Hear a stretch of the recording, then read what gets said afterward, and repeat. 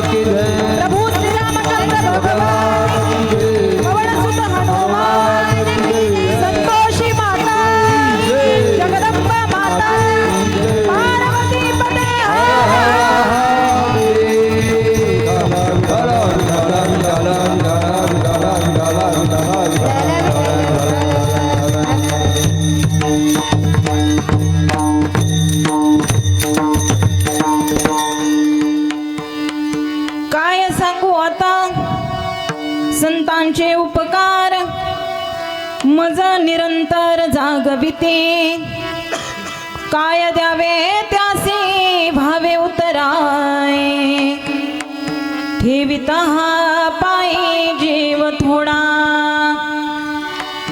सहज बोलणे हित उपदेश करुणी सायास शिकविते काय द्यावे त्यासी भावे उतराय ठेविता पायी जीव थोडा तुका म्हणे वत्स धेनुवेचे चेती तैसे मज येती सांभाळीत काय द्यावे त्यासी भावे उतराय ठेविता पायी जीव थोडा विठ्ठल विठ्ठल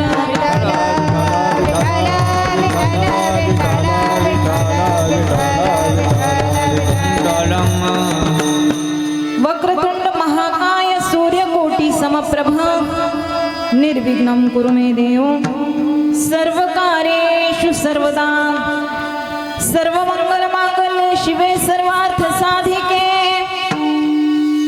शरण्ये त्र्यंबके गौरी नारायणी नमोस्तुते समचरण सरोजं साद्र नीलामुदावं जगन्विहित पाणिं मंडनं मंडनानां तरुण तुलसी माला कंधरं कंजनेत्रं सदयदबलहासं विठ्ठलं चिन्तयामि पांडुरंगाकरू प्रथम नमन पांडुरंगाकरू प्रथम नमन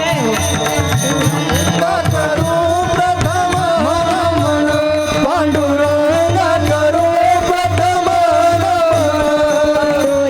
पांडुरंगाकरू प्रथम नमन पांडुरंगाकरू प्रथम नमन पांडुरंगा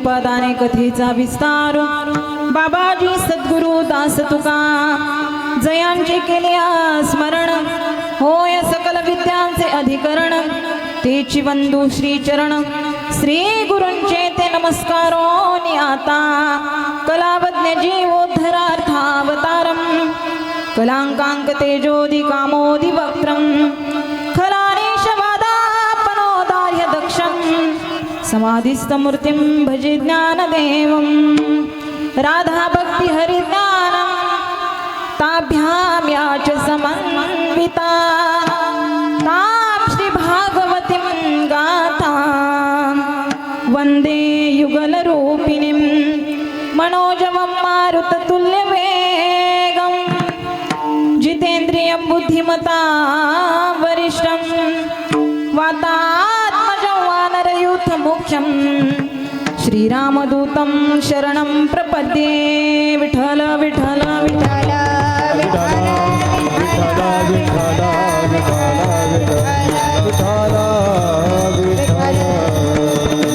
काय सांगू आता संतांचे उपकार मज निरंतर जागविते काय द्यावे त्यासी भावे उतराई ठेविता हा पायी जीव थोडा प्रस्तुत कीर्तन रूपी सेवेकरता निवडलेला अभंग महाराष्ट्रातले थोर साधू नव्हे सकल संतांच्या कलशस्थानी असणारे श्री संत श्रीमंत जगद्गुरु तुकोबराय आणि जगद्गुरु तुकोबरायांचा संतपर प्रकरणातील 4 चरणांचा अभंग आजच्या या कीर्तन रूपी सेवेकरता निवडलाय.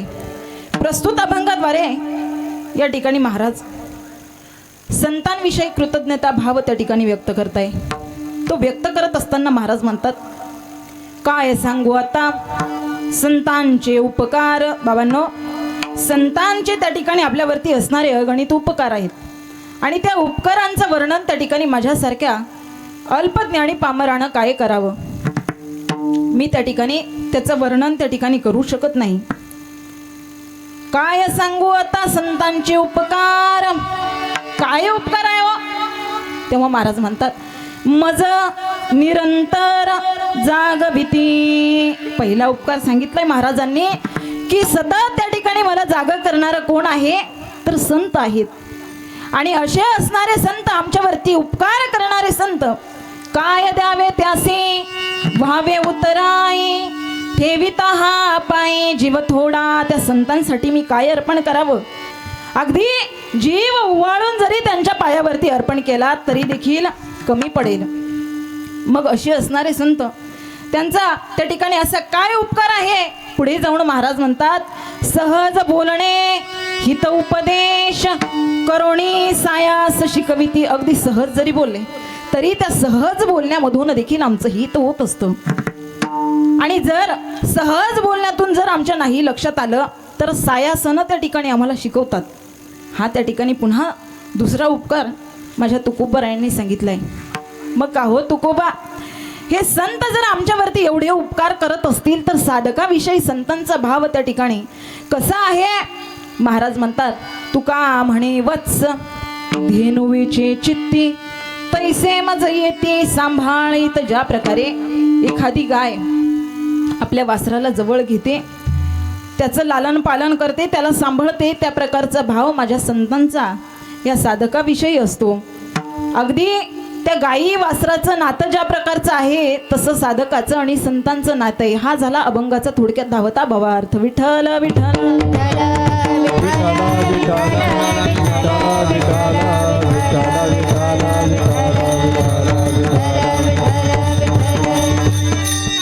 कीर्तन सेवेला सुरुवात करण्या अगोदर अल्पसा परिहार द्यायचा. तो म्हणजे असा की या ठिकाणी आपल्या श्री क्षेत्र वणी नगरीमध्ये त्या ठिकाणी दरवर्षीप्रमाणे सालाबादाप्रमाणे याही वर्षी मोठ्या उत्साहामध्ये अखंड हरिनाम सप्ताह तथा त्या ठिकाणी गाथा पारायण सोहळा या ठिकाणी दरवर्षी साजरा केला जातो.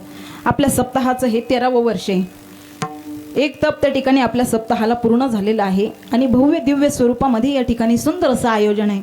या आयोजन नियोजन बघितल्यानंतर ज्ञानेश्वर महाराज त्या ठिकाणी एवढा आनंद वाटला की एवढा आनंद त्या ठिकाणी या आनंद विषयी एकच शब्द बोलावा वाटतो, तो म्हणजे फूल तो बहुत है, फूल तो बहुत है. मगर गुलाब जैसा कहा, फूल तो बहुत है मगर गुलाब जैसा कहा, और अरेंजमेंट तो हर गाव की होती है मगर वणी जैसी कहा. सुंदर असं भव्य दिव्य स्वरूपाचं या ठिकाणी आयोजन नियोजन या सप्ताह कमिटीनं अगदी उत्साहामध्ये केलंय. आणि उत्साह सुद्धा त्याच ठिकाणी असतो ज्या ठिकाणी महाराज देवाचं या ठिकाणी वास्तव्य असतं. आणि ज्या ठिकाणी कीर्तन कथा होत असते त्या ठिकाणी स्वतः भगवंत या ठिकाणी विराजमान असतात. जेथे कीर्तनाची जागा तेथे पांडुरंग उभा. ज्या ठिकाणी कीर्तन कथा असू द्या, कीर्तन असू द्या, प्रवचन असू द्या, भगवंताचं नामचिंतन ज्या ठिकाणी चालू आहे ना, त्या भगवंताच्या त्या ठिकाणी नामचिंतनामध्ये स्वतः भगवंताला एवढा आनंद वाटतो की तो स्वतः त्या ठिकाणी नामसंकीर्तन स्वतःचं ऐकण्यासाठी माझ्या नामदेवरायांच्या कीर्तनामध्ये त्या ठिकाणी स्वतः जाऊन बसायचा. अहो जाऊन बसायचं यात विशेष नाही, पण स्वतः त्या ठिकाणी नाचू लागायचा. एवढा आनंद त्या ठिकाणी भगवंताला असतो आणि तो आनंद या ठिकाणी आपल्याला बघायला मिळतोय. मग खऱ्या अर्थानं या आई जगदंबेच्या कुशीमध्ये असलेलं आपलं पवित्र गाव वणी, आणि या वणी नगरीमध्ये त्या ठिकाणी गेल्या 13 वर्षापासून मोठ्या भक्तिभावानं आपण सर्व श्रोतृवर्ग या ठिकाणी अगदी आनंदामध्ये हा सोहळा साजरा करतोय. 13वं वर्ष आहे.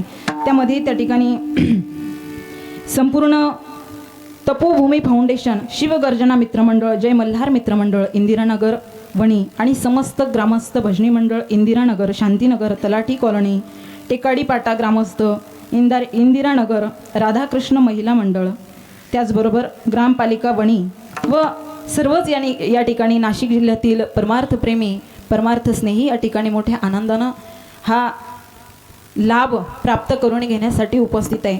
खरं पाहायला गेलं तर आपण फार भाग्यवान आहोत आणि फार भाग्य असलं तरच त्या ठिकाणी भगवंताचं नाम मुखामध्ये सुद्धा येतं आणि ते ऐकण्याचं सुद्धा त्या ठिकाणी भाग्य तेव्हाच प्राप्त होतं केव्हा जन्मोजन्मी आम्ही बहु पुण्य केले तेव्हा या विठ्ठली कृपा केली. माऊली ज्ञानोबराय म्हणतात, बहुत सुकृताची जोडी म्हणून विठ्ठली आवडी. आपण सर्वजण भाग्यवान आहे. कोरोनाच्या काळामधून त्या ठिकाणी महाराज वाचून इथपर्यंत आलोय. मग कशासाठी त्या ठिकाणी भगवंतानं आपल्याला ठेवलंय बघा. या वणी गावामध्ये नाशिक जिल्ह्यामध्ये लोक कमी आहेत का? हा, जागे आहे ना तुम्ही लाडक्या बहिणी? जागे आहेत ना? हां, तेच. मग कसं आहे, एकतर असं झालंय आता या ठिकाणी ज्यांच्या वतीनं येण्याचा योग आलाय ते आमचे दाजीबा, समस्त ग्रामस्थ या ठिकाणी सर्वच कमिटीच्या वतीनं या ठिकाणी योग आला. पण विशेष करून आमचे दाजींच्या वतीनं योग आला. मग दाजींना असं वाटत असेल साली म्हणजे अर्धी आधी घरवाली, असं काही म्हणत आणू नका. ते जरी असलं तरी देखील या ठिकाणी मोठा आनंद वाटतो की सर्व तुम्ही बसलेले माझे मायबाप, या कुशीमध्ये मी राहिलेली, बागडलेली, वाढलेली, याच ठिकाणी सर्वच परिचयाचे माझ्यासमोर सगळे चेहरे दिसत आहे. पण प्रत्येकाचं नाव घेणं या ठिकाणी उचित नाही. म्हणून या ठिकाणी सर्वच कार्यक्रमासाठी उपस्थित असलेले महाराष्ट्रातील नामांकित त्या ठिकाणी गायनाचार्य, संगीत विशारद, अगदी आदरणीय हरिभक्त परायण, पहिली चाल ज्यांनी गायली सुंदर अशी, ज्यांचा आवाज गायन कोकिळा, आदरणीय हरिभक्त परायण अक्षय महाराज, महाराजांना द्यावे तेवढे धन्यवाद थोडे आहेत. आदरणीय हरिभक्त परायण अमोल महाराज, महाराजांना सुद्धा द्यावे तेवढे धन्यवाद थोडे आहेत. त्याचबरोबर आदरणीय हरिभक्त परायण मयूर महाराज देखील या ठिकाणी उपस्थित आहेत.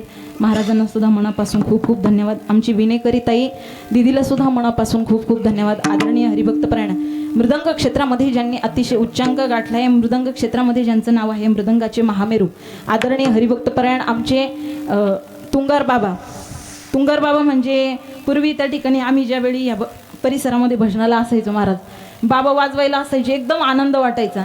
आणि आता तो आनंद पहिल्यासारखं म्हणजे पहिला आनंदच वेगळा होता. महाराज आदरणीय आमचे ज्ञानेश्वर भाऊ महाराज सुद्धा या ठिकाणी उपस्थित आहे. महाराजांना सुद्धा कोटी कोटी धन्यवाद. हा बाबांचे नातू आहेत. त्याचबरोबर आदरणीय हरिभक्त परायण माझ्यापेक्षा वयानं, ज्ञानानं आणि मानानं सुद्धा, मनानं सुद्धा मोठे आहेत. आदरणीय हरिभक्त परायण आदरणीय दत्तात्रय महाराज सुद्धा त्या ठिकाणी उपस्थित आहे. महाराजांना सुद्धा द्यावे तेवढे धन्यवाद थोडे आहेत. आदरणीय हरिभक्त परायण हिरामण महाराज उपस्थित आहेत. महाराजांना सुद्धा खूप खूप धन्यवाद. आदरणीय तुंगार बाबा सुद्धा या ठिकाणी उपस्थित आहेत. हार्मोनियमची साथ करण्यासाठी संगीत विशारद आदरणीय हरिभक्त परायण विशाल महाराज सुद्धा या ठिकाणी उपस्थित आहे. महाराजांसाठी एकदा जोरदार टाळ्या झाल्या पाहिजे. वा. आणि ज्यांच्या वतीनं हे व्यासपीठ मला लाभलंय खऱ्या अर्थानं त्यांचं पहिल्यांदा नाव घ्यायला पाहिजे होतं महाराज, पण आता थोडीशी चुकी झाली, पण ती सुधारून घेऊ. माझे पती परमेश्वर मृदंग विशारद गायनाचार्य आदरणीय हरिभक्तपरायण समाधानजी महाराज, ते सुद्धा माझ्या सोबत नाही, पण मी त्यांच्यासोबत आहे. कारण कसं आहे माहिती का महाराज, महाराजांसोबत पंग घेतलेलं मला अजिबात परवडणार नाही ताई. जर पंग घेतला तर इकडं रात्री त्यांच्याबरोबर जायचंय कुठं, येवल्याला, आणि त्यांच्या जर त्या ठिकाणी नाव जर नाही घेतलं, गेले विसरून एखाद्या दिवशी द्यायचे एखाद्या घाटात दरीत सोडून, त्याच्यापेक्षा नाही का त्यांचं नाव पहिल्यांदा. म्हणून महाराजांना सुद्धा खूप खूप धन्यवाद. आदरणीय हरिभक्तपरायण भागवताचार्य आमच्या गुरु भगिनी राधाताई या ठिकाणी उपस्थित आहे. राधाताईंना सुद्धा त्या ठिकाणी मनापासून खूप खूप धन्यवाद. आदरणीय हरिभक्तपरायण अगदी वारकरी संप्रदायाचं भूषण, आपल्या नाशिक जिल्ह्याचं भूषण, आमच्या गुरु भगिनी शिव महापुराण कथाकार या ठिकाणी उपस्थित आहे. स्नेहलताईंना सुद्धा मनापासून खूप खूप धन्यवाद. माझी कन्या वैष्णवीला सुद्धा मनापासून खूप खूप धन्यवाद. सर्वच विद्यार्थी या ठिकाणी वारकरी शिक्षण संस्था, काय नाव महाराज? ज्ञानराज माऊली वारकरी शिक्षण संस्था वणी, महाराजांचीच वारकरी शिक्षण संस्था आहे. अगदी सुंदर त्या ठिकाणी एवढे पावले खेळतात, इतका आनंद वाटतो. आणि खऱ्या अर्थानं तुम्ही पैसे कमवत बसू नका, ही श्रीमंती खरी श्रीमंती आहे. कारण श्रीमंती का म्हटले ऐकून घ्या, पैसा कुठल्याही प्रकारानं कमवता येतो. पैसा कमवण्यासाठी अनेक मार्ग आहे, पण त्या ठिकाणी संस्कार जर कमवायचे असले तर हा एकमेव मार्ग आहे. कारण संस्कार हा असा दागिना आहे की तो कुठल्याच बाजारात विकत मिळत नाही. म्हणून त्या ठिकाणी महाराजांनी सुद्धा सुंदर वर्णन केलंय, जेथे वैष्णवाचा वास, जेथे वैष्णवाचा वास, जेथे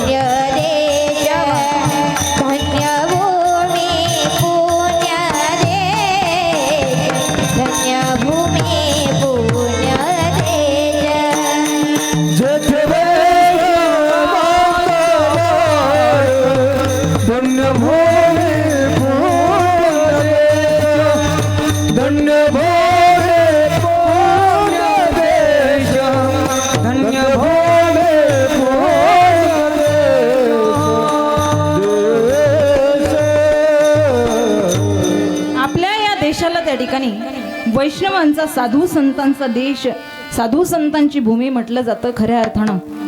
म्हणून ही सर्व आपली संपत्ती भावी पिढी त्या ठिकाणी घडवण्यासाठी हा एकमेव पर्याय आहे की कथा कीर्तनामध्ये आपण त्या ठिकाणी आपल्या लेकरांना, इथं बसलेल्या कितीतरी महिलांना वाटत असेल बाई किती गोडवानी नाचतात, आम्हाला सुद्धा असं वाटतं की आमची सुद्धा लेकरं, म्हणून त्या ठिकाणी फार आनंद वाटतो. म्हणून महाराजांना द्यावे तेवढे धन्यवाद थोडे आहेत.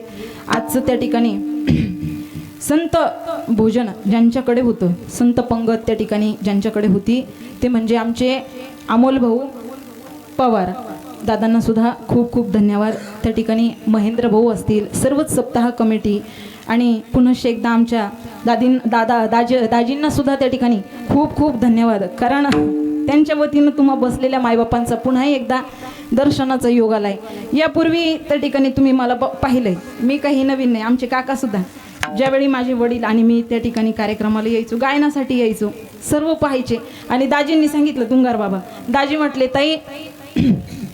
ताई साहेब तुम्हाला फोन केला तेव्हा सगळे म्हणत होते अहो ती पोरगी तिथं गायन करते, कधी कीर्तन करायला लागले नाही का. पण असो, त्या ठिकाणी वेळेनुसार आपण जशी माझ्या माऊली ज्ञानोबरायांची कृपा आपल्यावरती होईल त्या कृपेचं त्या ठिकाणी आपण कृपेला पात्र ठरलो पाहिजे. आणि तसंच वर्तवणूक सुद्धा आपण केली पाहिजे. जीवनामध्ये साधू संतांचे उपकार त्या ठिकाणी एवढे आहेत आणि साधू संतांची कृपा माणसाच्या जीवनामध्ये असली पाहिजे. खऱ्या अर्थानं आज आम्हाला ही कृपा आमच्यावरती झाली ना, आम्ही धन्य समजतो. आमचं जीवन धन्य आहे. का धन्य आहे तर साधू संत हे आमच्या जीवनामध्ये येतात आणि आम्हाला चांगलं काय वाईट काय या सगळ्या गोष्टी शिकवतात. हे सगळं शिकवणारे आमचे संत आहेत. म्हणून पवित्र तो कुळ, पवित्र ते कुळ, पावन तो देश, जेथे हरीचे दास जन्म घेती, जेथे हरीचे दास जन्म घेती, जेथे हरीचे दास जन्म घेती,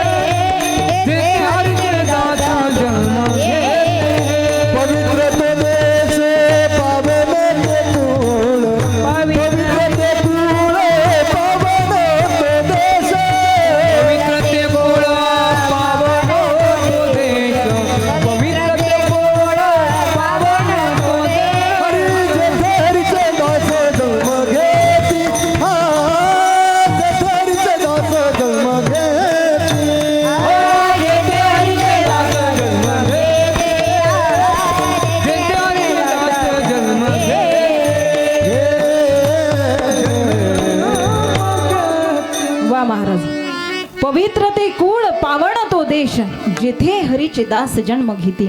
आणि अशा असणाऱ्या पवित्र देशामध्ये त्या ठिकाणी आम्हाला जन्म लाभलाय. खऱ्या अर्थानं भाग्यच म्हणावं लागेल. आणि हे भाग्य आम्हाला प्राप्त झालंय ना, म्हणून ते भाग्य आम्हाला त्या ठिकाणी प्राप्त कशामुळं झालंय, त्या भाग्य प्राप्त झाल्यानं त्या ठिकाणी साधूंची संतांची त्या ठिकाणी आमच्यावरती कृपा झाली.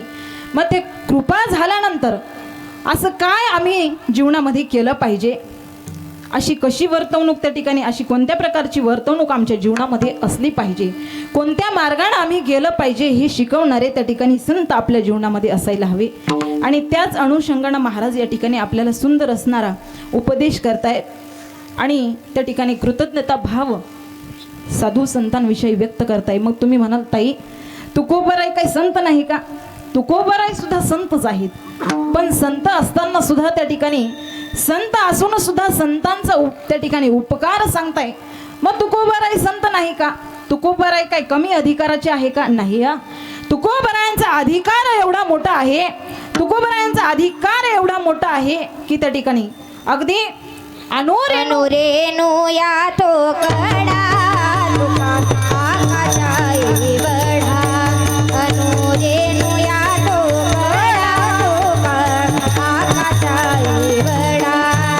अनुरेणु तो तोडा तुका आकाशा एवढा. आकाशा एवढा तुका आकाशा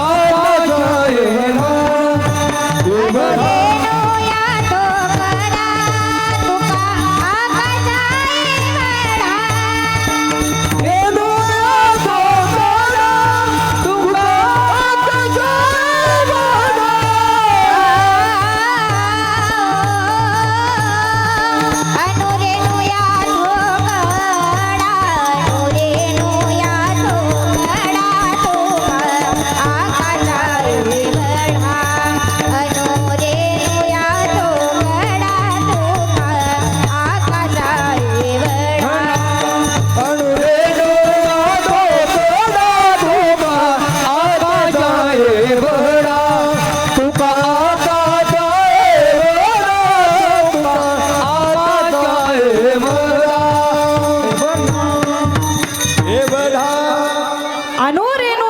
एवढा तुका आकाशा एवढा. एवढे अधिकार संपन्न जगद्गुरु तुकोबराय आहेत, ज्यांचा अधिकार एवढा मोठा आहे की ज्यांना पाहिल्यानंतर यमाना सुद्धा थरथर. तुकाराम तुकाराम नाम घेता का प्रेम धन्य तुकोबा समर्थ जने केला पुरुषार्थ.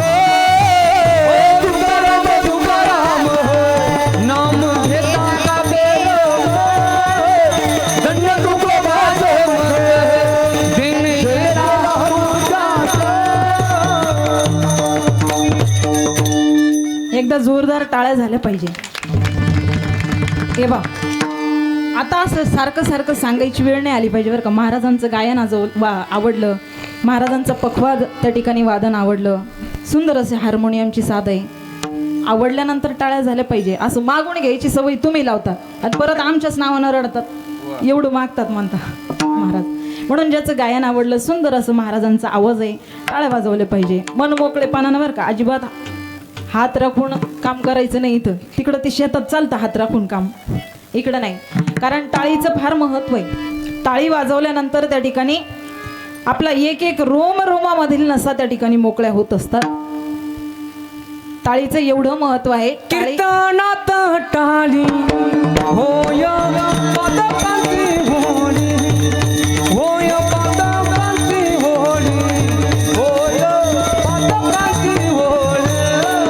हरे कीर्तनात टाळी होय पदकांची होळी, होय पदकांची होळी, होय पदकांची होळी. बाबा खूप समर्पक प्रमाण. कीर्तनात टाळी होय पातकांची होळी. कितीही पाप असले आणि कीर्तनात येऊन बसले आणि नुसती टाळी वाजवली तरी पापांची होळी होते. मग तुम्ही असं विचार करू नका आपण कितीही पाप करायचं आणि इथं पाप फेडायला यायचं, असं नाही. तर जीवनामध्ये थोडंफार अजाणतेपणानं जर जे काही पाप झालं असेल टिपाप त्या ठिकाणी टाळीचं सामर्थ्य एवढं आहे की कीर्तनामध्ये टाळी वाजवल्यानंतर त्या ठिकाणी त्या पापांची सुद्धा होळी होत असते, एवढं त्या ठिकाणी टाळीला महत्त्व आहे. म्हणून त्या ठिकाणी माझ्या साधू संतांनी त्या ठिकाणी आपल्याला सांगून ठेवलंय की बाबांनो कीर्तनाला जा, कथेला जा, पण कथा कीर्तनामध्ये बसल्यानंतर टाळी वाजवायची, मुखानं भगवंताचं नाम घ्यायचं आणि मुखानं त्या ठिकाणी बडबड अजिबात करायची नाही. कीर्तने बडबड करील जो कोणी बेडूक होणी येईन जन्मा. म्हणून ज्यांना वाटत असेल की आपल्याला बेडूक काही व्हायचं नाही, त्यांना अगदी शांत चित्तानं त्या ठिकाणी भगवंताचं नामचिंतन किंवा माझ्या साधू संतांचं त्या ठिकाणी नामचिंतन ऐकायचं आहे. विठ्ठल विठ्ठल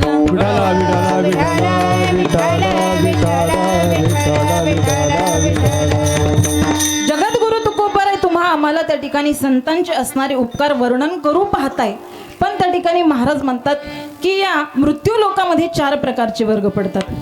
ते कसे? तर त्या ठिकाणी 4 प्रकारचे वर्ग अशा प्रकारे पडतात की काही लोक उपकार करतात आणि काही लोक अपकार करतात. 2 वर्ग असे आहेत की त्या ठिकाणी एक वर्ग म्हणजे कृतज्ञ आणि दुसरा कृतज्ञ. मग त्या 4 वर्गामध्ये त्या ठिकाणी असा पहिला वर्ग पडतो अपकार्यावरती उपकार. दुसरा वर्ग उपकारावरती त्या ठिकाणी उपकार करणारा. तिसरा वर्ग अपकार्यावरती सुद्धा उपकार आणि तिसरा वर्ग उपकारावरती उपकार करणारा आणि चौथा वर्ग अपकारावरती सुद्धा अपकार करणारा. कसा? ऐका. अपकारावरती अपकार करणारा तो म्हणजे बघा, सामान्य जीवनामध्ये काय असतं, 2 मित्रांचे भांडणं होतात बरं का तुंगार बाबा. 2 मित्रांचे भांडण झाल्यानंतर तिसरा मध्ये समजवण्यासाठी जातो महाराज आणि तिसरा समजवण्यासाठी गेल्यानंतर त्या ठिकाणी तिसरा त्या ठिकाणी काय करतो, अरे बाबा जाऊ दे, कशाला वाद करतो. तरी तो दुसरा काही ऐकायला तयार नाही. मग हा पुन्हा दुसऱ्याकडे जातो, म्हणतो बापरे एवढं समजून सांगितलं त्यांना पण ते अजिबात भांडायचे तयार, थांबायला तयार नाही. भांडण त्यांचं थांबवायला तयार नाही. त्यावेळी तो सांगतो, म्हणतो बाबा तुला काही माहीत नाही. ते कसं आहे माहिती का, यानं सुद्धा आधी त्याच्या विरोधामध्ये भरपूर कट कारस्थानं केलेले आहेत आणि मग आता त्याचाच परिणाम तो भोगतोय, म्हणजे अपकार्यावरती अपकार. दुसरा वर्ग असा आहे उपकारावरती त्या ठिकाणी उपकार करणारा. तो वर्ग म्हणजे त्या ठिकाणी सांगून जाईन तुम्हाला, ज्यावेळी पांडवांनी राजसूय यज्ञ केला, त्या राजसूय यज्ञामध्ये त्या ठिकाणी सर्व गावकऱ्यांना भोजन दिलं, सुंदर असं भोजन दिलं. सर्वांनी त्या ठिकाणी भोजनाचा तृप्तीचा ढेकर दिला आणि ते भोजन करत असताना त्या ठिकाणी शुकदेवजी त्या ठिकाणी उपस्थित होते. शुकदेवजी सुद्धा त्या ठिकाणी भोजन करून निघताय. भोजन करून सुंदर असं भोजन केलं आणि त्या ठिकाणी सांगू लागले, म्हटले वा वा काय सुंदर भोजन होतं आज, एवढा त्या ठिकाणी आनंद वाटला, एवढं भोजन केल्यानंतर एवढी तृप्ती वाटली. आणि खऱ्या अर्थानं अन्नदान हे सगळ्यात श्रेष्ठ दान आहे. म्हणून त्या ठिकाणी आजच्या संत भोजन ज्यांच्याकडे होती ना त्यांच्यासाठी एकदा जोरदार टाळ्या झाल्या पाहिजे. अन्नदानम परमदानम विद्यादानमतः परम. अन्नदान हे सगळ्यात श्रेष्ठ दान आहे. मग त्या ठिकाणी पांडवांच्या घरी शुकदेवजींनी जेवण केलं, थोडंसं अन्न ग्रहण केलं आणि ग्रहण केल्यानंतर शुकदेवजी निघून गेले. पण शुकदेवजी निघून गेले आणि शुकदेवजी ज्या दिवशी निघून गेले, खऱ्या अर्थानं त्या ठिकाणी ज्यावेळी पांडवांचा वंश अर्जुन, त्या अर्जुनाला श्राप लागला. कुणाचा? ऋषींचा श्राप लागला. कश्यप ऋषींचा श्राप लागला. त्या ठिकाणी श्राप लागल्यानंतर शृंगी ऋषींनी त्या ठिकाणी श्राप दिला होता की जा 7 दिवसामध्ये सर्पदंशाने तुमचा मृत्यू होईल. परीक्षितीला श्राप लागल्यानंतर त्या ठिकाणी परीक्षिती विचार करतो की 7 दिवसामध्ये मी मरणार आहे, 7 दिवसामध्ये मरणार आहे, मग जीवनाचा त्या ठिकाणी माझा येऊन उपयोग काय झालाय.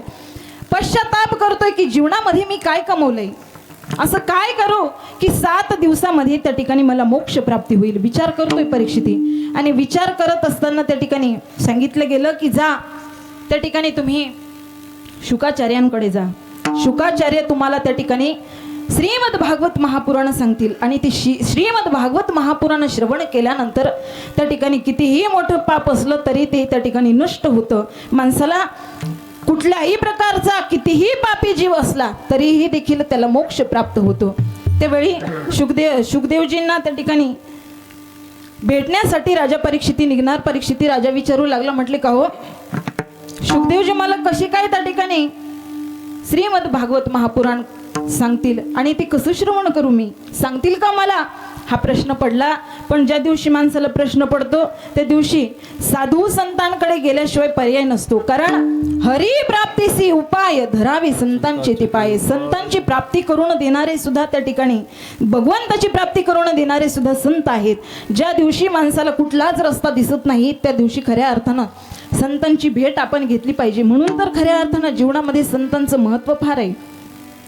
संगत सुद्धा इतकी महत्वाची असते की वाईट जर संगत माणसाच्या जीवनामध्ये लाभली तर माणूस अधोगतीला जात असतो आणि चांगली संगत त्या ठिकाणी माणसाला लाभली तर माणसाच्या जीवनाचं परम कल्याण. संतन के संग लाग रे तेरी अच्छी बनेगी, संतन के संग लाग रे तेरी अच्छी बनेगी, संतन के संग लाग रे तेरी अच्छी बनेगी, संतन के संग लाग रे तेरी अच्छी बनेगी, तेरी बिगड़ी सजेगी, अच्छी बनेगी तेरी बिगड़ी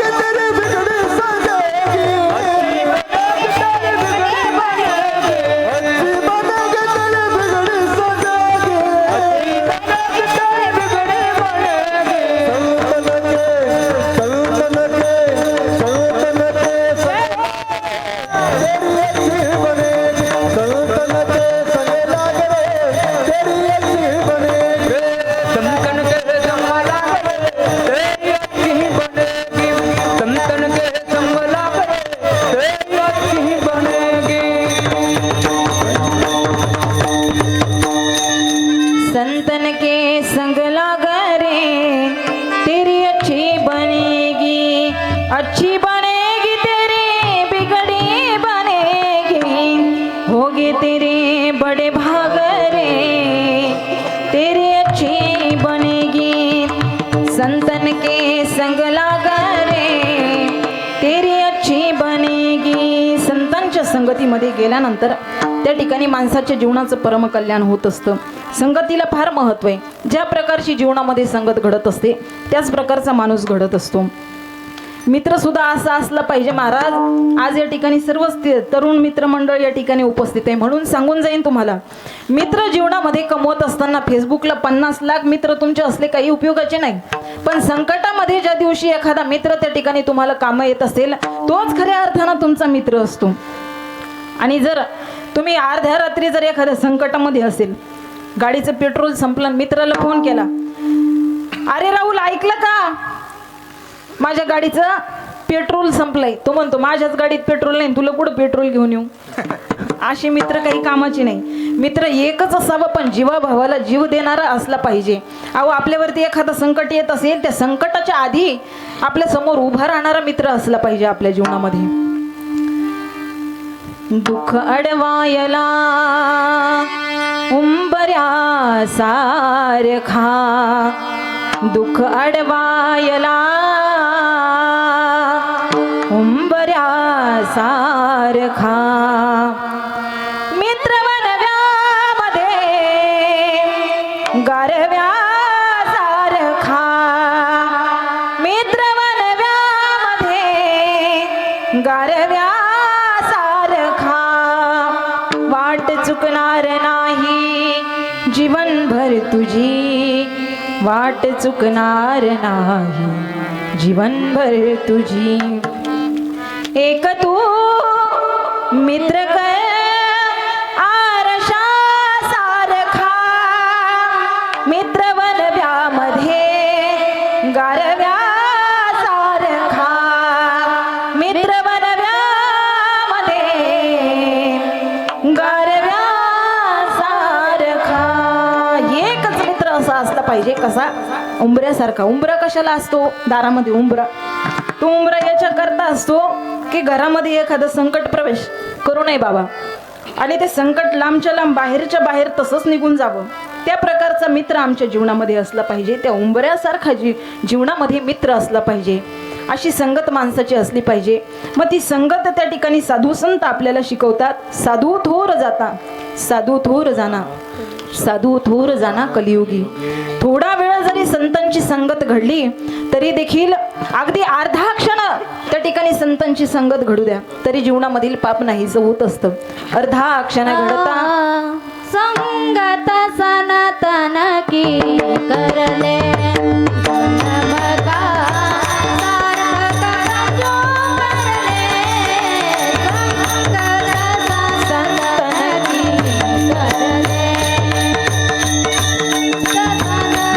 करले करले संगत संतन की करले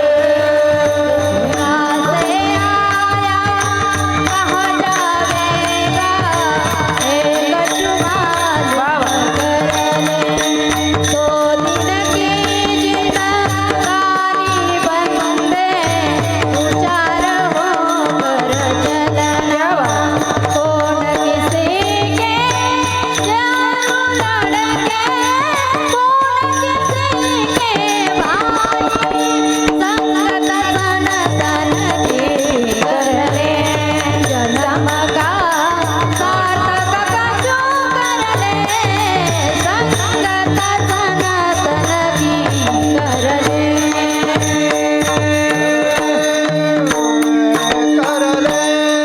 वा वा, सुंदर प्रमाण दिलं ताई.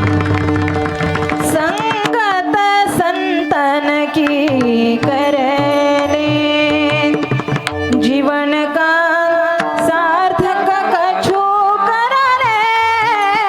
संगत संतन की करले. जीवनाचं सार्थक व्हावं असं जर वाटत असेल तर संतांची संगत जीवनामध्ये फार महत्वाची आहे. अर्धक्षण घडता संतांची संगती तेने होय शांती महत्पापा. अर्धा क्षण जरी संतांची संगत जीवनामध्ये घडली तरी त्या ठिकाणी वाल्ह्या कोळ्याचा त्या ठिकाणी वाल्मिक ऋषी व्हायला वेळ लागत नाही. म्हणून संगतीला फार महत्व आहे. सांगितलं जा शुकदेवजींकडे जा आणि त्यांच्याकडून अखंड त्या ठिकाणी श्रीमद भागवत महापुराण श्रवण करा. ऐकल्यानंतर त्या ठिकाणी राजा परीक्षिती निघाला आणि 7 दिवस अखंड त्या ठिकाणी श्रीमद भागवत महापुराण श्रवण केलं. परिणाम असा झाला की त्या ठिकाणी 7 दिवसामध्ये राजा परीक्षितीचा उद्धार झाला. एवढं त्या ठिकाणी संतांच्या संगतीचं महत्व आहे. नव्हे नव्हे हा एक वर्ग झाला. कसा? उपकार्यावरती उपकार करणारा. तिसरा वर्ग आहे उपकार्यावरती अपकार करणारा. उपकार्यावरती अपकार, मग एखाद्यासाठी तुम्ही कितीही जीव द्या त्याचं महत्व त्याला अजिबात कळत नाही. कितीही त्या ठिकाणी त्याच्यासाठी काही करा, रात्रंदिवस फिरा, तरी त्याला त्याचं महत्व कळत नाही. खरं तर यांचा संप्रदाय वेगळाच आहे. त्यांचा संप्रदाय असा आहे, तो आत्ताचा नाही फार दिवसांचा संप्रदाय आहे. त्या ठिकाणी भस्मासूर त्याचा मूळ पुरुष आहे. तो भस्मासूर असा होता की त्या ठिकाणी दररोज श्री महादेवांचं त्या ठिकाणी पूजन करायचं आणि दररोज त्याचं एकच काम होतं. कोणतं काम? भगवान भोलेनाथांना त्या ठिकाणी भस्म आणून देण्याचं काम होतं. दररोज जायचा आणि भस्म घेऊन यायचा, त्या ठिकाणी भगवान भोलेनाथांना त्या ठिकाणी द्यायचा. भरपूर दिवस अशी तपश्चर्या केली, तप केलं. भगवान भोलेनाथ प्रसन्न झाले. भगवान भोलेनाथ प्रसन्न झाले. म्हटले तुला काय हवंय ते मागून घे, काय हवंय ते मागून घे. म्हटल्यानंतर याला काय पाहिजे होतं? हा म्हटलं दररोज त्या ठिकाणी मला जावं लागतं. कधी कुणाच्या गावामध्ये मौत होते तर कुणाच्या गावात होत सुद्धा नाही. दररोज कुठं त्या ठिकाणी प्रेत पाहत फिरायचं म्हणे. दररोज मला भस्म मिळणं एवढं मुश्किल झालंय. मला असा वर द्या की कुणाच्या त्या ठिकाणी एखाद्या दिवशी जर मला नाही भस्म मिळाला, ज्याच्या डोक्यावर हात ठेवेल त्याची त्या ठिकाणी राख झाली पाहिजे. भगवान भोलेनाथ आता भोळच दैवत. आपण सुद्धा यांना काय म्हणतो? आमचं दैवत लई भोळ आहे हो, आमचं भोळा महादेव आहे. आता हे भोळे आहे का? इकडं सुद्धा तेच रडगाणं आहे. ताई काय सांगू तुम्हाला, एवढा त्रास, एवढा वैताग आलाय या संसाराचा, एवढा वैताग आलाय असं वाटतं कुठंतरी, हा ते तुम्ही म्हणा, मी नाही म्हणत, कुठंतरी लांब जावं नाही का. एवढं त्या ठिकाणी प्रत्येक जण संसाराला कंटाळलाय. म्हणून त्या ठिकाणी प्रत्येकालाच बायकोचा एवढा कंटाळा आलाय, काही काही लोकांना तर इतका कंटाळा आलाय, इतका कंटाळा आलाय, काही काही लोकांना बायको मिळत नाही म्हणून कंटाळा आलाय, आणि काहींना बायको मिळाली तरी सुद्धा त्रास आहे. एक जणाला एवढा त्रास होता म्हणून त्याचं दुखणं घेऊन त्या ठिकाणी जाऊन बसला एका पिंपळाच्या पारावर. पिंपळाच्या पारावर जाऊन बसला आणि उदास चेहरा घेऊन बसला होता. एवढं दुःख त्याच्या जीवनामध्ये होतं, एवढा त्रास द्यायला सुरुवात केली होती, घरी एवढा त्रास. घरून निघाला, पिंपळाच्या पारावर जाऊन बसला, उदास चेहरा घेऊन बसला होता. तेवढ्यामध्ये त्याचा दुसरा मित्र आला, महाराज. दुसरा तुमचं झालंय का? हा झालंय ना, तुम्हाला सुद्धा थोडंफार अनुभव. म्हणजे तुम्ही असं माझ्याकडे नका पाहून महाराजांकडे तर अजिबातच पाहू नका. विठ्ठल विठ्ठल. विठाला विठाला विठाला. मी काही एवढा त्रास देत नाही. तसं आमच्या दाजींना फार अनुभव असेल नाही का अनिल दाजी? हा जास्त अनुभव आहे का? एवढा वैतकला त्याच्या शेजारी त्याचा मित्र येऊन बसला, फार आनंदी दिसला त्याला. म्हटलं का रे, माझ्या जीवनामध्ये एवढं दुःख आहे, ते दुःख कुणाला सांगावं अजिबात कळत नाही. एवढं दुःख आहे म्हटल्यानंतर तुझ्या चेहऱ्याकडे पाहिल्यावर मला प्रश्न पडतो, माझ्या जीवनामध्ये मी एवढा दुःखी आहे पण तू फार सुखी आहे. तुझ्या घरामधून दररोज हसण्याचा आवाज येतो. तो म्हटलं वेडा आहेस तू इतका वेडा आहेस, तुझ्यासारखा वेडा कोणी नाही. म्हटलं कसं काय रे? तू म्हणतो ना तुझ्या घरातून हसण्याचा आवाज येतो, बाबा तुझ्यापेक्षा जास्त दुःखी तर मी आहे. म्हणे कसं काय? अरे म्हणे बाबा तुझ्यापेक्षा आमच्या घरात फार वाईट परिस्थिती आहे. म्हणे कसं काय? ज्यावेळी तिचं आणि माझं भांडण होतं, ते भांडण झाल्यानंतर ती डायरेक्ट मला लाटणं फेकून मारती. म्हटलं लाटणं फेकून मारल्याबरोबर ते लाटणं जर हुकलं तर मी हसतो आणि लागलं तर ती हसते म्हणे. त्याच्यामुळं हसण्याचा आवाज आमच्या घरामधून. एक जणाला तर असं झालं, त्या ठिकाणी बायकोनं लाटणं फेकून हाणल्याबरोबर त्याचा पाय मोडला. हा असं पाय मोडला, पाय मोडल्याबरोबर त्याला हॉस्पिटलमध्ये ॲडमिट केलं आणि मग काय ॲडमिट झाला पलंगावरती. एक पाय वरती टांगलेला, दुसरा पाय खाली आहे. पण तेवढ्यामध्ये 2 पाय मोडले एक जणाची, त्याच्या शेजारी त्याचा बेड लावला. 2 पाय मोडले, त्याचा ॲक्सिडेंट झाला होता, त्याच्यामुळे त्याचे 2 पाय मोडले होते. आता याचे 2 पाय मोडले होते आणि याचे दोन्ही पाय वरती बांधले होते. आता याचा एकच बांधला होता, त्याच्यामुळं हा सरकत त्या 2 पाय मोडलेल्या जवळ गेला आणि त्याला विचारतो कसा, म्हणे का हो तुम्हाला 2 आहे का? 2 पत्नी आहे का म्हणे तुम्हाला? म्हणे कसं काय? म्हणे माझा एक पाय एकीनं मोडलाय, मला वाटलं तुमचे 2 आहे म्हणून दोन्ही पाय मोडले. विठ्ठल विठ्ठल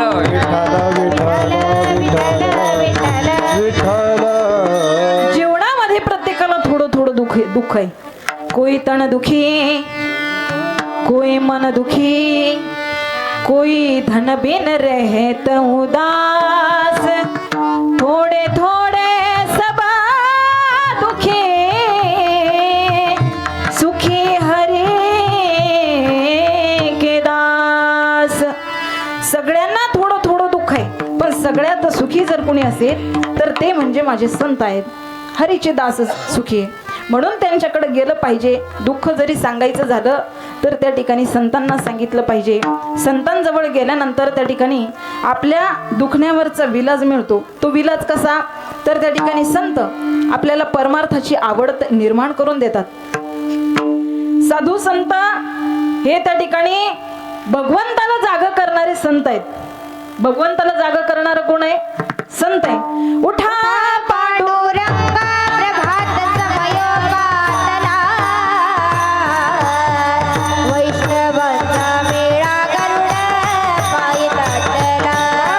वैष्णवांचा मेळा गरुड पायी दाटला.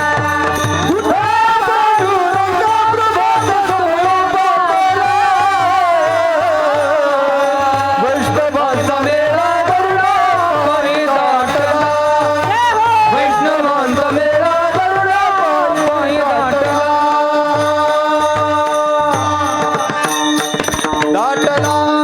भगवंताला जागे करणारे संत आहे. उठा पांडुरंगा प्रभात समयो पातला, वैष्णवांचा मेळा गरुडा पायी दाटला. भगवंताला संत जागे करतात. नवे साधू संतांना जागे करणारे सुद्धा संत आहे. उठा साधू संत, साधा आपुले हित आणि सामान्य जीवाला जागे करणारे सुद्धा. जगदोगी जागे जागे बोलती, जगदोगी जागे जागे बोलती.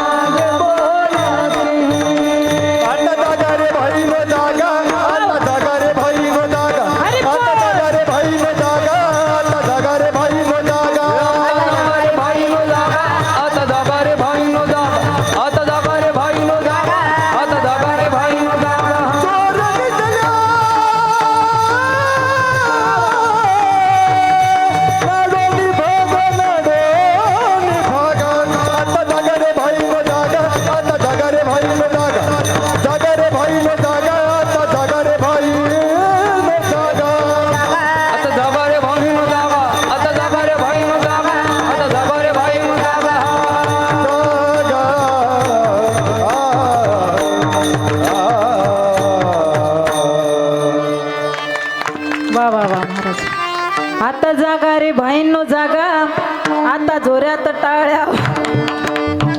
जोरात टाळ्या झाल्या पाहिजे ना, एकदा पुन्हा एकदा जोरदार टाळ्या झाल्या पाहिजे. वा वा, अगदी एवढा आनंद वाटतोय महाराज. आज खऱ्या अर्थानं दुग्ध शर्करा योग म्हणावं लागेल. काय झालं माहिती का महाराज, एका ठिकाणी आम्ही कार्यक्रमाला गेलो. कार्यक्रमाला गेल्यानंतर भजनी मंडळ एवढं त्या ठिकाणी, आता काय सांगावं, एवढं त्या ठिकाणी भयंकर.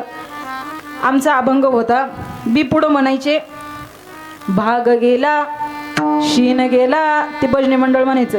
वाघ गेला सिंह गेला, म्हणलं सगळे जाऊ दे बाबा हो, पण तुम्ही इथं राहा.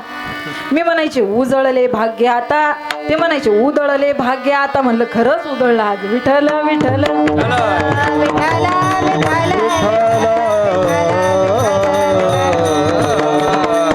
साधू संत आपल्याला जागा करतात, सामान्य जीवाला जागे करणारे संत आहे. आता जागा रे बहिणीनो जागा, सूर निजल्या नाडवणीला. साधू संत आपल्याला जागा करतात, सावध करतात. कशा करता? आपण जर नाही सावध झालो तर त्या ठिकाणी आपलंच नुकसान आहे. बघा, सावध होणं, सावध असणं हे त्या ठिकाणी फार महत्वाचं असतं. माणसानं प्रत्येक क्षणाला सावध असलं पाहिजे. आणि जर नाही सावध राहिलो तर काय होतं माहिती का? तुम्हाला दृष्टांतच देते म्हणजे तुमच्या लक्षात येईल. काय झालं, वणीचा बाजार होता. वणीचा बाजार होताना आमच्या अनिलदाजींनी पिशवी घेतली बाजारची. बाजारची पिशवी उचलली आणि अनिलदाजी गेले कुठं? बाजारामध्ये बाजार करण्यासाठी गेले. बाजार करण्यासाठी गेलेले असताना बाजार करत करत करत करत सगळा भाजीपाला पिशवीमध्ये भरला. भाजीपाला पिशवीमध्ये भरला आणि भाजीपाला करत करत करत तसेच बाहेरून निघाले आणि शेवटच्या दुकानजवळ येऊन उभे राहिले. दुकानजवळ रेंज आहे का गेली? दुकानजवळ, दुकान म्हणजे दुसरं दुकान समजू नका, ते दुकान गाजराचं होतं. एवढे फ्रेश गाजरं दिसले त्यांना, एवढे फ्रेश गाजरं दिसले त्यांना. आता एवढे गाजरं आवडले, त्यांनी एक नाही दोन नाही डायरेक्ट पिशवी भरून घेतली. महाराज पिशवी भरून गाजरं पिशवीमध्ये टाकले आणि घरी घेऊन गेले. त्यांना वाटलं आता योगिता ताई काय करीन, पिशवीमधून भाजीपाला काढीन आणि फ्रीजमध्ये ठेवून देईन. फ्रीजमध्ये ठेवून देईन म्हटले, पण ते त्यांच्या कामाला निघून गेले औषध मारण्यासाठी. आणि योगिता ताईच्या काही लक्षात राहिलं नाही. ती तिच्या कामामध्ये व्यस्त झाली. एवढी व्यस्त झाली की दिवसभर तिच्या काही लक्षात नाही आलं. पण एका चोराचं लक्ष होतं ते पिशवीवर. त्या चोरानं ज्यावेळी ती पिशवी पाहिली त्यानं ठरवलं आता हा भाजीपाला कोणाला लागत नाही ना, हा भाजीपाला सगळा आपल्या घरात जाऊन द्यायचा. त्यानं काय केलं, त्या पिशवीमध्ये ज्यावेळी डोकून पाहिलं, ते डोकून पाहिल्याबरोबर त्याला एकदम फ्रेश गाजरं दिसले. हो महाराज, फ्रेश गाजरं दिसले बाबा त्यांना. ते उंदराला फ्रेश गाजर दिसल्यावर मग त्यानं काय केलं, धर गाजर निबिळत, धर गाजर निबिळत, एक एक गाजर पिशवीमध्ये त्या ठिकाणी पिशवीमधून घरी न्यायला सुरुवात केली. अहो सगळे गाजर संपवत आणले, अगदी 2-4च गाजर शिल्लक राहिले. मग आता तरी त्या उंदरानं थांबायला पाहिजे की नाही बाबा? हा, थांबायला पाहिजे की नाही भाऊ? थांबायला पाहिजे की नाही? तुम्हाला वाटतं का मी उंदराचं सांगू राहिले? हा, वाटतं का? नाही नाही. अहो त्या उंदरानं शेवटचं गाजर सुद्धा नेण्याचा निर्णय घेतला. आणि ते शेवटचं गाजर नेण्यासाठी ज्यावेळी तो उंदीर गेल्याबरोबर पिशवीमध्ये मुडकं घातलं, त्याबरोबर त्या ठिकाणी त्याच्यावर सुद्धा एका चोराचं लक्ष. पाहतो उंदीर घेऊन जाये बोका, पाहतो उंदीर घेऊन जाये बोका, पाहतो उंदीर घेऊन जाये बोका, पाहतो उंदीर घेऊन जाये बोका.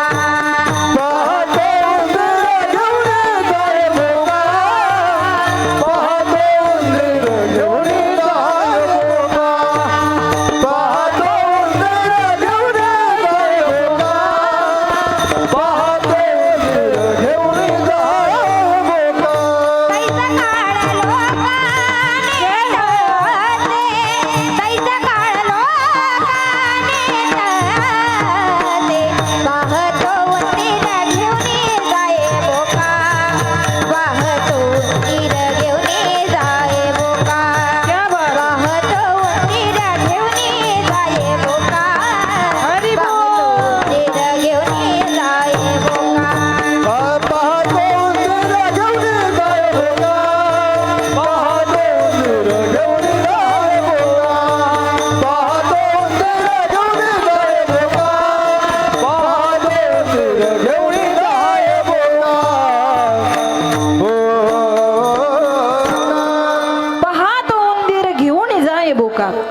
काळ लोकांनी तसे. ज्या प्रकारे त्या उंदरानं पिशवीमध्ये तोंड घातलं, तोंड घातल्याबरोबर त्या बोक्यानं त्याच्यावरती झडप घातली आणि त्याला घेऊन गेला. मग ते गाजरं कुठं राहिले? उंदराच्या घरात. गाजरं त्याला खाता आले का? नाही. म्हणूनच त्या ठिकाणी साधू संत आपल्याला जागं करतात की कधी काळ येईल हे सांगता येत नाही. कधी आपला नको नको म्हणा तू माया झाली. नको नको म्हणा तू माया झाली.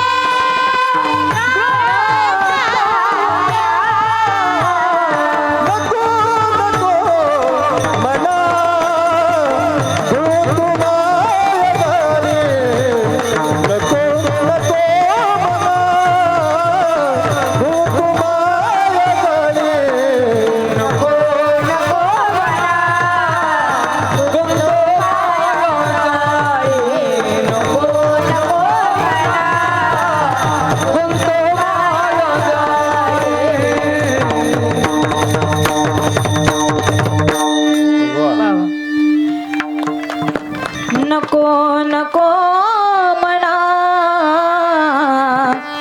गुंतू माया जाळी. काळाला जवळी ग्रासा बया. काळाची एवढी पडेल बा जेव्हा सोडवे ना तेव्हा मायबाप. कधीही त्या ठिकाणी आपला शेवटचा दिवस होईल सांगता येतं का? नाही सांगता येत. म्हणून जोपर्यंत आपलं आयुष्य आहे ना, मग साधू संत आपल्या जीवनामध्ये त्या ठिकाणी भेटत असतील तर साधू संतांना एकच कृपा त्या ठिकाणी साधू संतांकडे मागितली पाहिजे. कोणती? काही मी उद्धार पावेन, काही कृपा करील नारायण. त्या ठिकाणी त्या भस्मासुराला भगवंताचा वर प्राप्त झाला. तथास्तु म्हटले भगवान भोलेनाथ.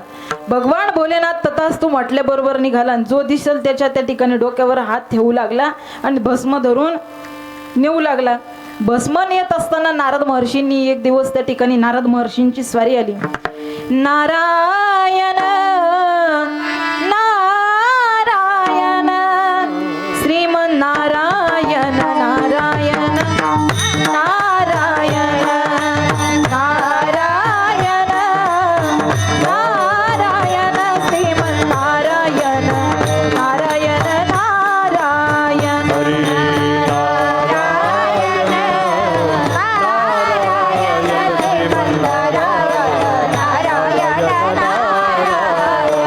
लक्ष्मी नारायण नारायण नारायण.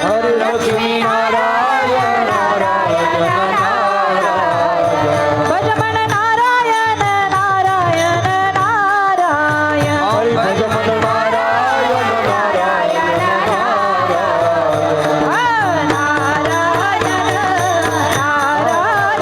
श्रीमन नारायण नारायण नारायण.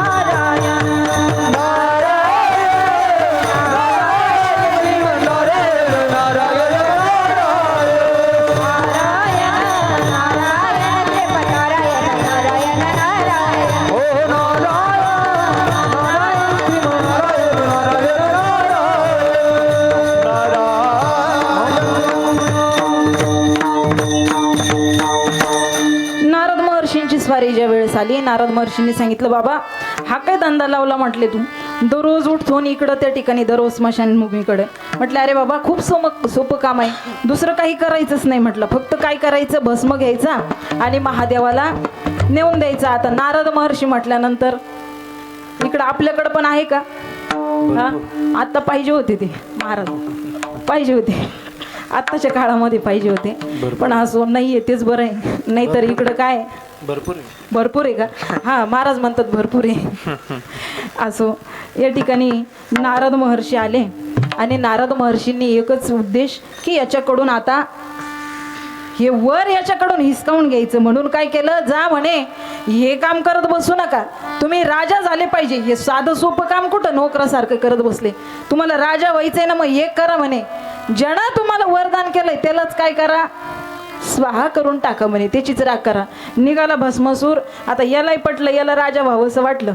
हा निघाला आणि त्या ठिकाणी भगवान भोलेनाथांच्या डोक्यावर हात ठेवणार. भगवान भोलेनाथ पुढं आणि भस्मासूर मागं. मला सांगायचं याच्याकरता आहे, पुढं भरपूर त्या ठिकाणी मोठा पराक्रम घडला. भगवान विष्णूंचं त्या ठिकाणी धावा केला भोलेनाथांनी आणि मोहिनी रूप धारण करून त्या ठिकाणी त्या भस्मासुराचा भस्म केला भगवान विष्णूंनी मोहिनी रूप धारण करून. पण बघा, असा एक वर्ग आहे की जो उपकार्यावरती सुद्धा त्या ठिकाणी अपकारच करतो. पण एक वर्ग असा आहे, तो म्हणजे माझ्या साधू संतांचा. आणि तो साधू संतांचा त्या ठिकाणी वर्ग असा आहे की ते आपल्यावरती एवढा उपकार करतात, एवढा उपकार करतात की त्या ठिकाणी आई वडील देव सुद्धा त्या ठिकाणी कमी पडेल. आई वडील सुद्धा आपल्यावरती खूप उपकार करतात. आई वडील जेवढा उपकार करतात त्याच्याही पेक्षा साधू संत जास्त उपकार करतात.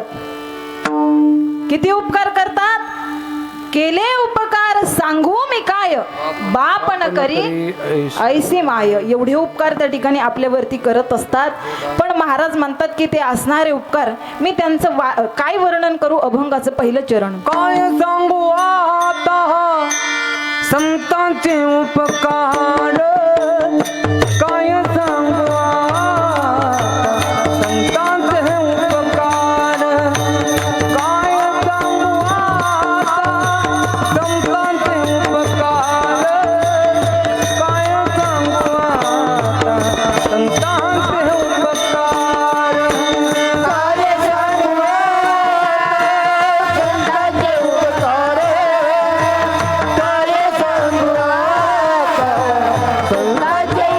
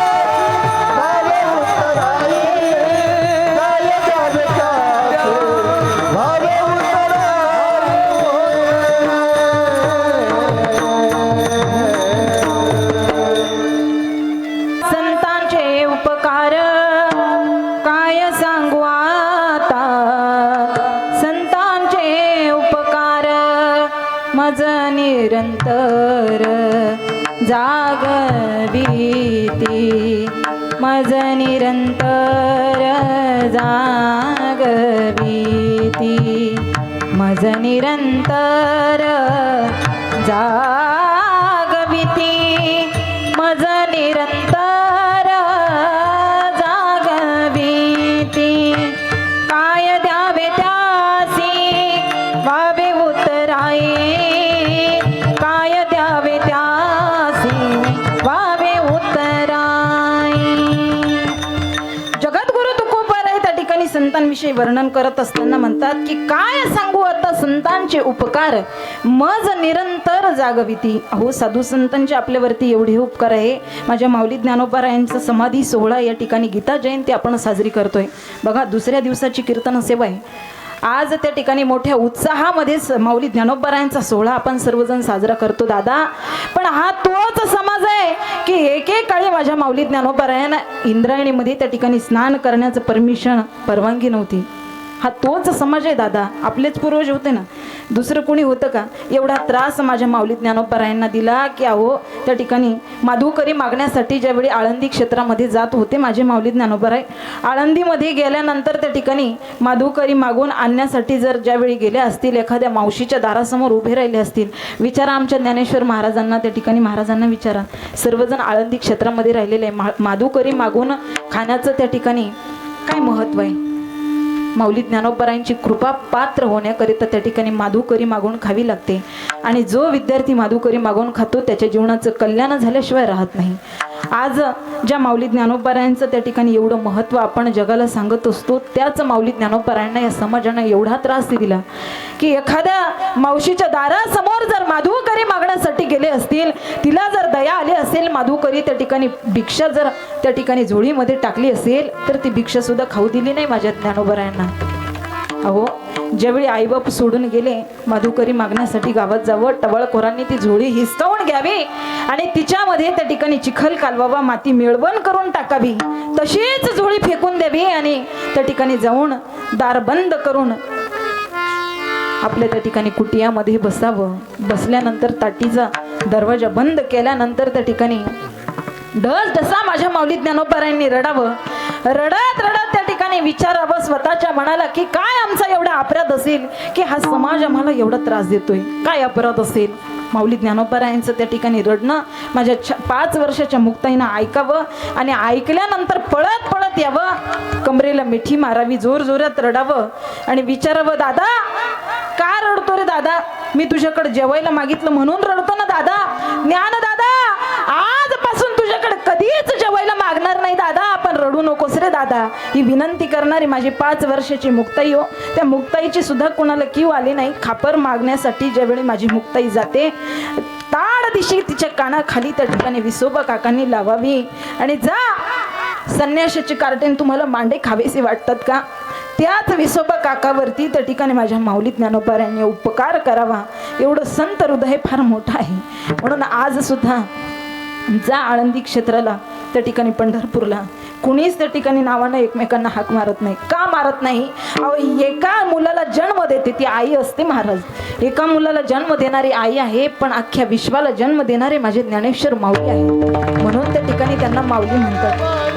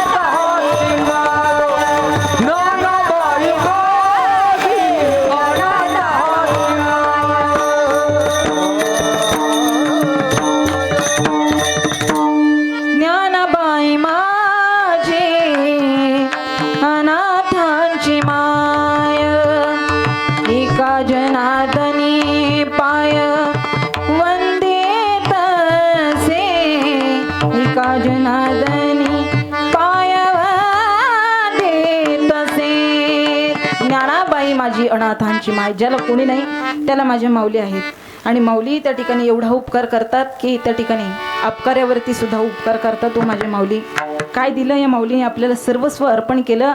आपण त्यांना काहीच नाही दिलं तरी आपल्यासारख्या कृतज्ञ समाजासाठी माझ्या माऊली ज्ञानोबराने दान मागावं दान. जे खणांची व्यंकटी सांडो तया सत्कर्मी रती वाढो भूता परस्परे पडो मैत्र जीवांचे. या समाजासाठी पसायदान मागावं एवढे त्या ठिकाणी संतांचे उपकार आहे.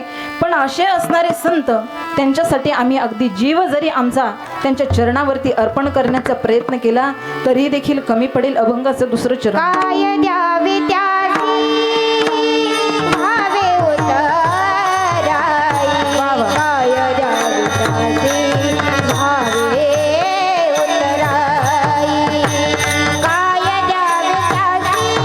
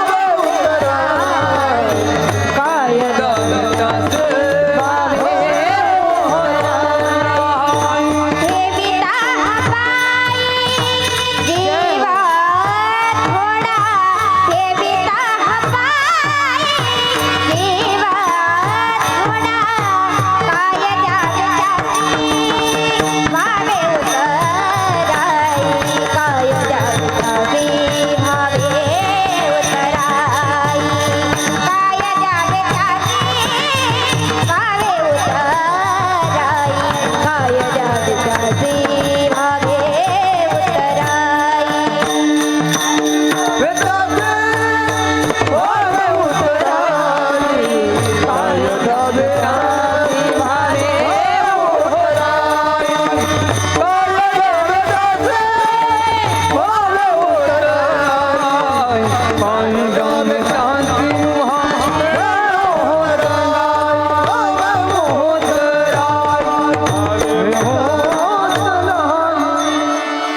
काय द्यावे त्यासी भावे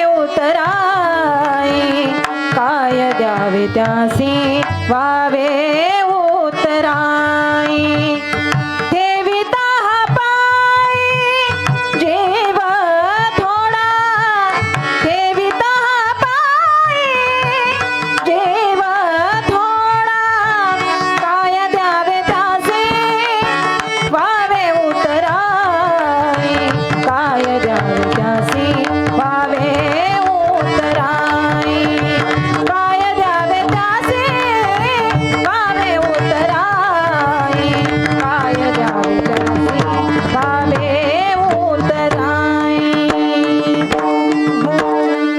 काय द्यावं म्हणजे त्या ठिकाणी त्यांचे उपकार आम्ही त्या उपकारांचं त्या ठिकाणी परतफेड करू शकू. बघा एक दिवस प्रसंग असाच घडला रामायणामधील दृष्टांत ज्या दिवशी त्या ठिकाणी रावण आणि प्रभू श्रीरामचंद्रांचं युद्ध समाप्त झालं आणि त्या ठिकाणी माझे प्रभू श्रीरामचंद्र त्या ठिकाणी अयोध्येचे राजा झाले. राजा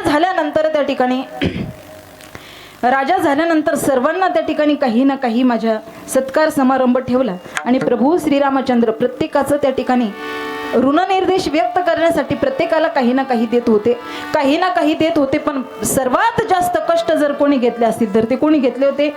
हनुमंतरायांनी घेतले होते. हनुमंतराया म्हणजे एकनिष्ठ भक्त. त्या ठिकाणी स्वतःच्या अंतकरणामध्ये ज्यानं प्रभू श्रीरामचंद्रांना साठवलं, माझ्या सीता मैयाला साठवलं. श्रीराम जानकी बैठे मेरे सीने में, श्रीराम जानकी बैठे मेरे सीने में, देख लो दिल के नगीने में, देख लो मेरे दिल के नगीने में, श्रीराम जानकी बैठे मेरे सीने में, श्रीराम जानकी बैठे मेरे सीने में. साक्षात स्वतः भगवंताला हृदयामध्ये त्या ठिकाणी साठवलं. आणि साठवलेले असताना त्या ठिकाणी एवढा त्या ठिकाणी परिश्रम घेतला, एवढा परिश्रम घेतला. आणि प्रत्येकाला काहीतरी प्रभूजी देत आहे. सीता मैयाचं लक्ष गेलं, प्रत्येकाला काहीतरी प्रभूजी देत आहेत.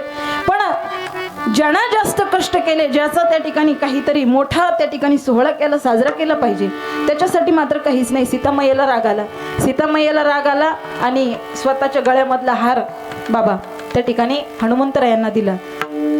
रत्नांचा हार काढून दिला. पण त्या रत्नांचं मूल त्या ठिकाणी पाहिलं. सीता मैयाला विचारलं, मैया हे कशासाठी दिलंय? त्यावेळी मैयानं सांगितलं, हा तुमचा सत्कार आहे, ठेवा. त्यावेळी विचारलं, याच्यात माझा राम आहे का?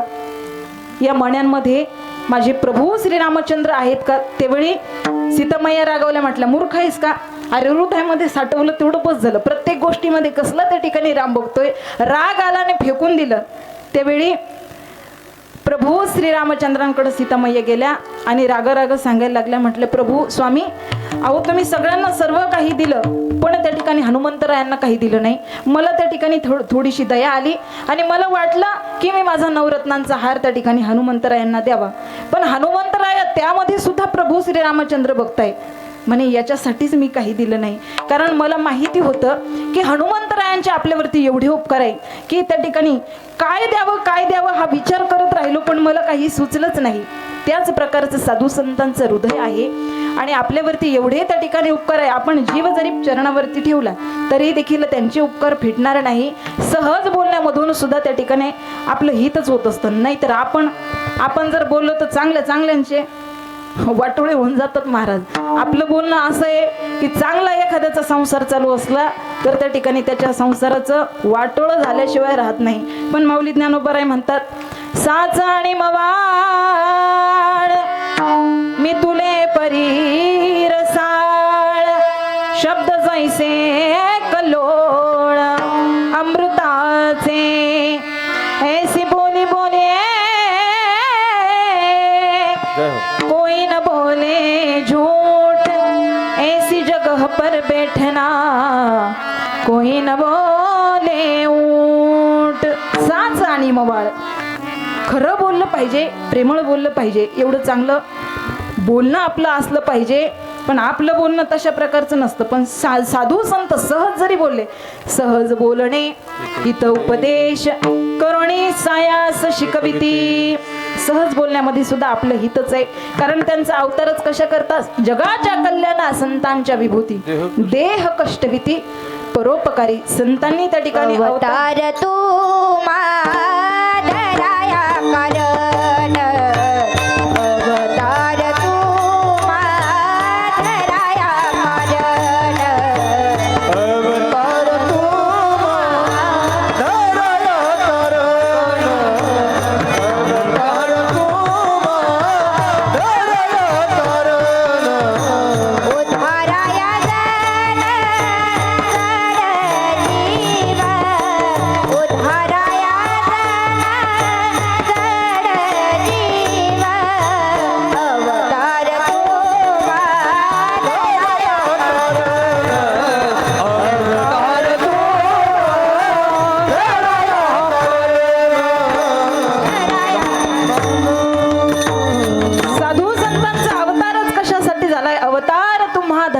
कारण उद्धाराया जन जड जीव.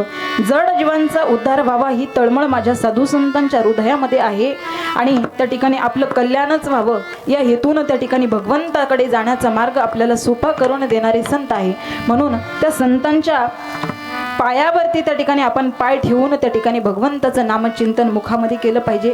सर्वांना जर वाटत असेल की आपल्या जीवनाचं सुद्धा कल्याणाचं झालं पाहिजे तर सर्वांनी माझ्या भगवान पंढरीश पांडुरंग परमात्म्याचं सुंदर असं भजन करायचंय.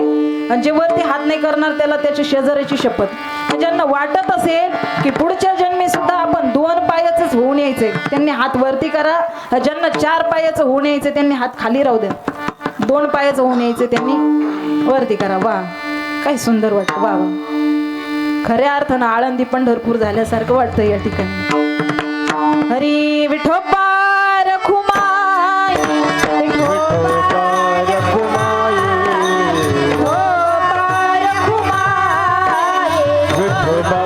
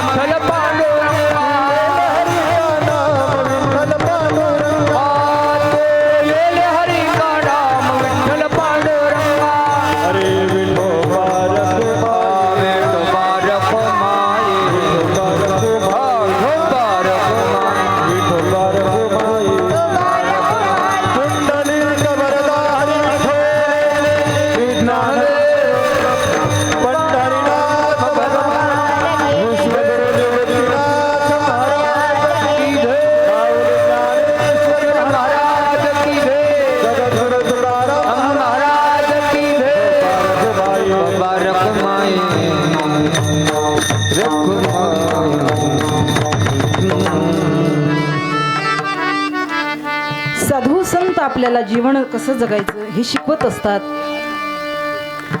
शिकवतात जाग करतात, नवे नवे सांभाळतात. अनंत उपकार साधू संतांचे आपल्यावरती आहे, पण त्या उपकारांचं आपण वर्णन करू शकत नाही. बघा, साधू संत जे आपल्याला शिकवतात ते कमीत कमी आपण नाही देव बनू शकत, नाही संत बनू शकत, पण कमीत कमी त्या ठिकाणी माणसानं एक चांगला माणूस बनण्याचा प्रयत्न केला पाहिजे. एवढं जरी केलं तरी दादा झाला आपला परमार्थ. एखाद्याच्या जीवनामध्ये जर आनंदाचा प्रसंग येत असेल तर त्याच्या आनंदामध्ये सहभागी होण्याची आपली इच्छा झाली पाहिजे. एखाद्यावरती दुःखाचा प्रसंग येत असेल तर त्या ठिकाणी त्याच्या दुःखामध्ये सहभागी व्हावंसं आपल्याला वाटलं पाहिजे. नाहीतर एखाद्याला दुःख झालं आणि इकडं आपण घरामध्येच टाळ्या वाजवत बसायच्या, हे जीवन काहीच कामाचं नाही. एखाद्याचं त्या ठिकाणी चेहऱ्यावरचा भाव असा असतो, एवढा जीवन त्याचं आनंदी असतं, एवढं जीवन आनंदी असतं की त्याचा आनंद पाहिल्यानंतर आपल्याला सुद्धा जीवन जगण्याची इच्छा होते. काही काही असे असतात की त्यांचे चेहरे पाहिल्याच जीव द्यायची इच्छा होते बाबा. पण काही काही लोकांचे चेहरे एवढे उत्साही असतात की ते त्या ठिकाणी आमच्या दोन्ही ताई उपस्थित आहेत, महाराज उपस्थित आहे. एवढी नम्रता आमच्या माऊली ज्ञानोबरायांची कृपा आहे आमच्यावरती की नम्र झाला भूता तेने कोंडिले अनंता. नम्रता जीवनामध्ये असू द्या, आनंद प्रत्येकाच्या जीवनामध्ये त्या ठिकाणी वाटण्याचा आपण प्रयत्न केला पाहिजे. आनंद या जीवनाचा सुगंधा परी दळवळावा, पाव्यातला सूर जैसा ओठातून ओघळावा. आनंद या जीवनाचा सुगंधा परी दळवळावा, जिजुनी स्वतः चंदनाने दुसऱ्यास मधुगंधा द्यावा. जिजुनी स्वतः चंदनाने दुसऱ्यास मधुगंधा द्यावा. हे जाणता जीवनाचा प्रारंभ हा ओळखावा. आनंद या जीवनाचा सुगंधा परी दळवळावा. एवढं जरी जीवन जगले, आनंदी जीवन जगले, सुगंध चंदन ज्या प्रकारे स्वतः जिसतं आणि सुगंध इतरांना देत असतं, तशा प्रकारचं जीवन थोडंफार काही देण्यासारखं असेल तर त्या ठिकाणी आपल्याकडून जर काही थोड्या उपकार करण्यासारखं जर काही असलं तर माणसानं उपकार केलाच पाहिजे. तुका म्हणे फार थोडा तरी परोपकार, कारण परोपकाराय फलंती वृक्षा, परोपकाराय वहंती नद्या, परोपकाराय दुहंती गावा, परोपकाराय इदम शरीरम. ही साधू संतांची शिकवण आहे. आणि असं जीवन जर जगले तर त्या ठिकाणी साधू संतांची कृपा सुद्धा आपल्यावरती होईल. आणि साधू संतांची आपल्यावरती अशी कृपा होईल की ज्या प्रकारे गाय वासराला सांभाळते त्या प्रकारे साधू संत आपल्याला सांभाळतील, याच्यात काही संशय नाही. अभंगाचं शेवटचं चरण. तुका मने वाच देनो एकची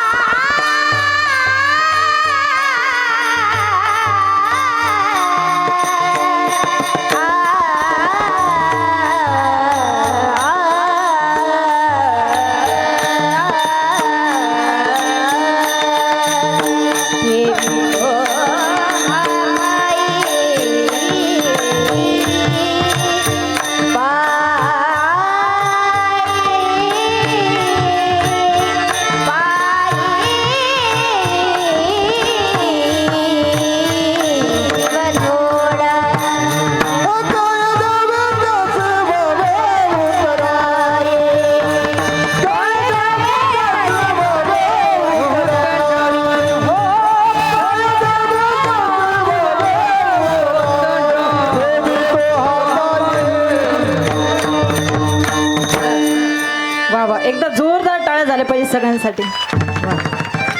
तुका म्हणे वत्स धेनुवेचे चित्ती तैसे मज येती सांभाळीत काय द्यावे त्याचे भावे उतराय ठेविता पायी जीव थोडा.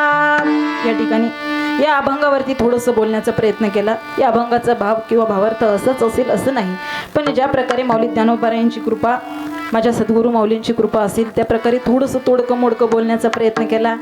या ठिकाणी आदरणीय आमचे आपल्या नाशिक जिल्ह्याचं वैभव असणारे, माझ्यापेक्षा वयानं ज्ञानानं मोठे असणारे, आपल्या गावचं भूषण युवा कीर्तनकार आपले दत्तात्रय महाराज सुद्धा उपस्थित आहेत. ज्या प्रकारे त्या ठिकाणी थोडंसं तोडकं मोडकं माझ्या माऊली ज्ञानोबारायांची कृपा झाली, थोडंसं बोलण्याचा प्रयत्न केला. बोलण्याच्या ओघातून काही एखादा चुकीचा शब्द निघून गेला असेल, माझ्या वाणीचा दोष समजून याच ठिकाणी सोडून द्या. आणि जर काही घेण्यासारखं वाटत असेल तर त्या ठिकाणी सद्गुरू माऊलींचा प्रसाद म्हणून सेवन करा. आजच्या कार्यक्रमासाठी उपस्थित असणारे आदरणीय हरिभक्तपरायण सर्वच गायनाचार्य, संगीत विशारद, सर्वच गुणीजन मंडळी या ठिकाणी उपस्थित आहेत. सर्वच माझ्यापेक्षा माझ्या दोन्हीही भगिनी या ठिकाणी उपस्थित आहेत. आमचे चोपदार काका, दोन्हीही चोपदार काका या ठिकाणी उपस्थित आहेत. चोपदार काकांना सुद्धा त्या ठिकाणी मनापासून धन्यवाद देते. आणि आजच्या कीर्तनाचं ज्यांनी शूट केलं आहे, भावी जीवनामध्ये त्या ठिकाणी आपल्याला कधीही आजचं कीर्तन बघावंसं वाटलं तर त्या ठिकाणी सुंदर असे शूट करण्यासाठी आमचे दादा उपस्थित आहेत. काय नाव दादा?